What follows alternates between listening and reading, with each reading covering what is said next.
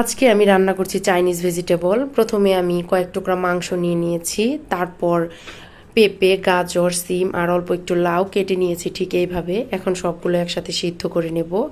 ভেজিটেবলগুলো সিদ্ধ হয়ে গেলে নামিয়ে নেব আর মাংসটা আরও কিছুক্ষণ সিদ্ধ করব। ভেজিটেবলের মধ্যে জল দিয়ে দিয়েছি, ঠান্ডা জল, যাতে আর বেশি সিদ্ধ না হয়, ভেঙে না যায়।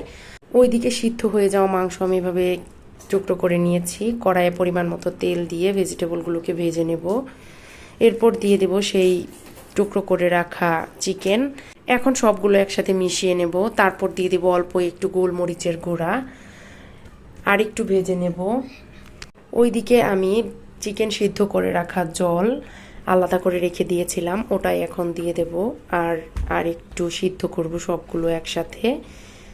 এরপর একটি বাটিতে অল্প একটু কর্নফ্লাওয়ার জলে গুলিয়ে রেখেছি, ওটাই দিয়ে দেব যাতে একটু আঠালো ভাব আসে।